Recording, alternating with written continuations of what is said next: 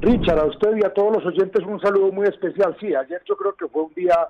muy importante en todo este ejercicio desde que empezaron los gobiernos departamentales de Antioquia y Caldas, cuando visitamos en el mes de enero en compañía del gobernador de Caldas al gobernador Aníbal Gaviria en su despacho en enero, empezando esas administraciones, para hacerle la propuesta de integración entre Caldas y Antioquia, que a mí me llamó profundamente la atención en ese momento, la manera, digamos que tan fácil en que el gobernador Aníbal Gaviria aceptó la propuesta que lideraba el gobernador de Caldas para hacer esta integración. Y lo de ayer pues es presentar a la Comisión de Ordenamiento Territorial del Senado ya la propuesta, porque ya está aprobado en las asambleas de los respectivos departamentos la creación de la RAP del agua y la montaña. ¿Qué son estos? Digamos que la Constitución del 91 traía todos estos mecanismos de integración regional, que es la forma en que se tiene que desarrollar el país. Y nosotros hacemos parte de la RAP del eje cafetero, donde están Caldas, Quindío y el Tolima, con nosotros, Caldas, Quindío, Risaralda y el Tolima, pero esta RAP con Antioquia es fundamental por lo que significa Antioquia como socio estratégico para el desarrollo de nuestro departamento y lo que compartimos con ellos, que no son sino pues 238 kilómetros de frontera en unas, digamos que en una integración regional que tiene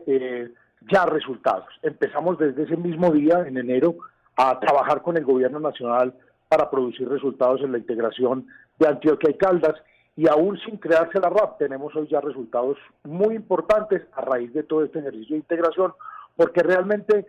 para que quede oficializada la RAP, pues eso va a ser, yo creo que en los próximos 30 días estará oficializada ya la RAP cuando autorice la Comisión de Ordenamiento Territorial del Senado de la República, que fue donde se radicó ayer la RAP. Esto con seguridad va a tener apoyo unánime del Congreso de la República para que quede oficializada la RAP, pero los resultados son muy importantes. 90.000 millones de pesos, una bolsa de Antioquia, de Caldas y del Gobierno Nacional para la pavimentación de las vías de Caramanta en Antioquia y Supía en el departamento de Caldas, para la pavimentación de la vía Jardín en Antioquia y Río Sucio en Caldas, y una inversión muy importante, muchísimo más importante, porque esta bolsa es de 230.000 millones, entonces hay una bolsa de más de 100.000 millones para la vía Sonsón Dorada, que tal vez es una de las más importantes de esta integración, y sobre todo por lo que representa toda esa zona del oriente antioqueño y caldense, también pues con unos recursos muy importantes ya del gobierno nacional y de los gobiernos departamentales para ese proceso de integración. Senador, pero sobre este tema precisamente, perdone, lo interrumpo, ese dinero no alcanza para terminar, digamos, la pavimentación de estas tres vías, de estas tres conexiones entre Caldas y Antioquia. ¿Cómo garantizar el resto para que no quede a medias la obra? Pues es que usted sabe que este es un proceso permanente de consecución de recursos y de gestión, pero es muy importante decirle a los caldenses y por supuesto a los antioqueños que hay 230.000 millones de una bolsa para esos tres corredores viales. Por supuesto que tendremos que seguir gestionando recursos, porque de eso se trata. No están todos los recursos, pero en la medida en que vamos avanzando en la pavimentación de esos corredores viales, pues vamos, digamos que produciendo el proceso de integración. Tendremos que seguir en la tarea, Richard, esto de conseguir los recursos completos, pues es una tarea permanente donde tenemos que trabajar todos, no solo el Ejecutivo departamental, sino nosotros los congresistas, que tenemos que estar haciendo permanentemente las gestiones. Pero yo creo que es una suma bien importante tener, sin que la RAB esté constituida, tener ya esos recursos para esos tres corredores viales. ¿Qué habrá que seguir haciendo? Pues seguir gestionando recursos ante el gobierno nacional para que sigan saliendo partidas para no solo esos tres proyectos viales tan importantes, sino muchos otros que se vienen conjuntamente con el departamento de Antioquia. Senador Mejía, a propósito de esta carretera La Dorada-Sonsón, es una vía que pasa por un sector bastante afectado por el conflicto armado en su momento. Hoy por hoy, pues las cosas están mejor que antes, no del todo bien, de acuerdo con las víctimas que todavía están reclamando mayor atención a sus necesidades, pero en las últimas horas se conoció que Caldas, ni el eje cafetero, ni Caldas ni el eje cafetero tendrán una circunscripción especial especial para la paz, debido a que las cuentas no le dan al gobierno porque se necesitan más de 100.000 víctimas registradas. La Asociación de Víctimas en Caldas dice que hay 118.000, pero las cifras no las tiene el gobierno nacional tal cual y está por debajo de 100.000, y esto pues saca a Caldas y al eje cafetero de esta posibilidad de intervención social para las víctimas. ¿Qué se puede hacer por parte de ustedes, los representantes ante el Congreso de la República de esta región del país, para que las víctimas realmente reciban mayor atención en regiones como esta, donde se va a intervenir, por ejemplo, con vías, que es una inversión importante, pero también se necesitan otro tipo de inversión de carácter social? Pues eso es un problema de los acuerdos que el señor Santos firmó con los narcoterroristas de la FARC. ¿Cuál es el problema? Que fueron las FARC las que dijeron para dónde eran las inversiones y cuáles son los municipios que son los que están priorizados en el país. ¿Cuáles son las regiones priorizadas a las que la FARC le interesa y donde siguen teniendo ellos injerencia? Ese proceso de paz tiene muchísimos problemas, pero el más grave es ese, que es que la violencia fue en todas partes, y usted lo acaba de decir, el oriente antioqueño, el oriente caldense, y ningún municipio de esos está dentro de los proyectos de inversión de los recursos de los acuerdos de Santos y FARC. Ese es uno de los problemas. El otro problema muchísimo más grave que ese, se lo digo con toda sinceridad, es que no es cierto que las víctimas estén en el centro de esos acuerdos, porque usted habla con la Asociación de Víctimas de la FARC y ellos no están incluidos. ¿Quiénes están incluidos? Los que la FARC dijeron. ¿Quiénes dijeron la FARC? Los que a ellos les interesa. Esto es un proceso también de, digamos que de empoderamiento político, que es lo que pasa también con las 16 curules que les van a entregar ahorita, producto también pues de todo ese procedimiento de los acuerdos. Entonces, nada, lo que tenemos que hacer nosotros es pelear por nuestra región, como lo estamos haciendo en este momento, y creo que buena parte de convencer al gobierno nacional y al presidente Iván Duque de la importancia de apropiar recursos para la vía Sonsón Dorada, pues precisamente lo que le acabamos de decirle, presidente, mire, a Caldas lo dejaron por fuera. Nosotros tuvimos el Frente 47 de la FARC haciendo y deshaciendo en el oriente de Caldas,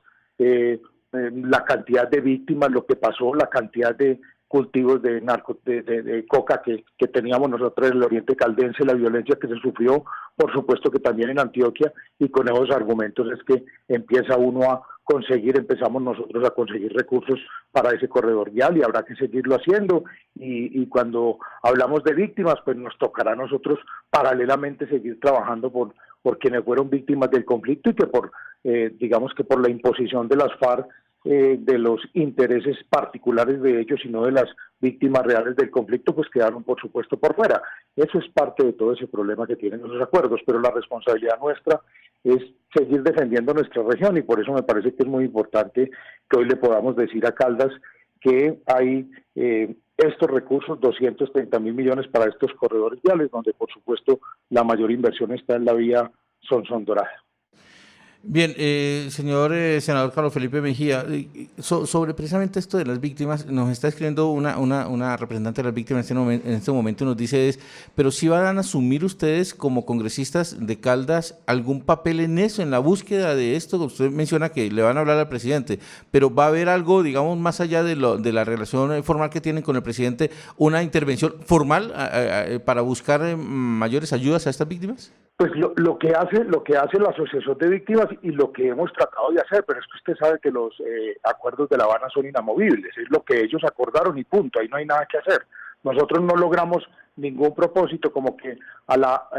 asociaciones de víctimas de las FARC fueran incluidas. Eso es que no, son inamovibles, lo que ellos acordaron, eso no se ha podido mover, todo lo contrario, han podido imponer más cosas aún después de la firma de los acuerdos. Entonces, cuando usted me pregunta que si nosotros vamos a seguir haciendo cosas, pues hacemos las que están en nuestras manos, pero modificación de los acuerdos, pues es que, dígame, ¿quién ha podido modificar algo de los acuerdos? Ellos mismos. Las 16 curules fueron negadas en el Congreso de la República, las volvieron a imponer con una tutela que puso el señor Roy Barreras, y el Consejo de Estado se las aceptó, y la Corte Constitucional también. Ellos van imponiendo y modificando lo que a ellos les provoca. ¿Quiénes son ellos? Los que trabajan al lado de las FARC. Pero cuando aparecen los intereses de la inmensa mayoría de ciudadanos que quedaron por fuera de los beneficios de esos acuerdos, y sobre todo las víctimas, pues ahí sí no hay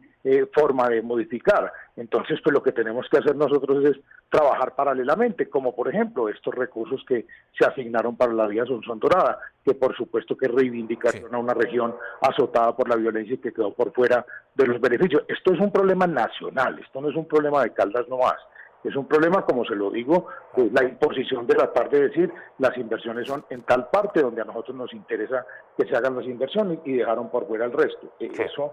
pues nosotros seguiremos trabajando por nuestro departamento, que es nuestra obligación independientemente de cualquier cosa. Bien, cambiemos de tema, senador Carlos Felipe Mejía, hablemos de política, Camila. Hablemos ahora de la campaña hacia la presidencia y de cómo se va a definir por parte del partido de gobierno del Centro Democrático, pues el candidato de este partido, que se conocerá el próximo 22 de noviembre. ¿Qué se sabe por su parte al respecto? Porque usted se desmontó de la precandidatura y va al Senado, ¿cierto? Sí, señor. Yo inmediatamente, Oscar Iván Zuluaga oficializó su candidatura y que se sometía a todo el procedimiento interno del partido. En su intervención en ese foro de la ANDI, pues por supuesto que estando Oscar Iván en esta contienda yo no podía estar, y lo que hago es retirarme para apoyarlo a él y volver a aspirar al Senado y aplazar mi aspiración para el 2026, es lo que he pensado que debo hacer, y en eso estamos en este momento. El partido tiene en este momento al doctor Oscar Iván Zuluaga, a la senadora María Fernanda Cabal, a la senadora Paloma Valencia, al doctor Rafael Nieto, al representante de la Cámara Eduardo Rodríguez, y esos son los precandidatos que hay hoy. Muy posiblemente se oficializan esta semana y empieza un procedimiento donde ellos van a ir a 5 foros regionales, y como bien lo dicen ustedes, el 22 de noviembre, después de unas encuestas que se harán y que conocerán los candidatos, ellos mismos definirán quién debe ser el candidato del partido. Pues seguramente a medida que van apareciendo las encuestas hasta el 22 de noviembre, pues eso va mostrando quién es el que tiene mayores posibilidades. Yo espero que sea el doctor Oscar Iván Zuluaga nuestro candidato oficial, para ir a buscar el año entrante pues una consulta entre sectores, por ejemplo, con Federico Gutiérrez, con el exalcalde Peñalosa, con seguramente otros candidatos que defienden los mismos valores que defendemos nosotros, y que podamos sacar un candidato único para ir a competir en la primera vuelta el año entrante por la presidencia de la República. Senador Carlos Felipe Mejía, ¿realmente el expresidente Uribe está ausente de esta selección del único candidato, como él lo dijo, que no iba a interferir por las situaciones que ha vivido últimamente, o cómo está esta situación realmente con él frente a esta elección? No, digamos que él lo que ha dicho es que se va a mantener al margen, que porque cree que todo el desprestigio que muy hábilmente durante tantos años la izquierda, la extrema izquierda y sectores que no comparten las ideas del presidente Uribe y de nosotros, del Partido Centro Democrático, pues se han encargado de difamarlo permanentemente, y eso pues le ha hecho algún daño a su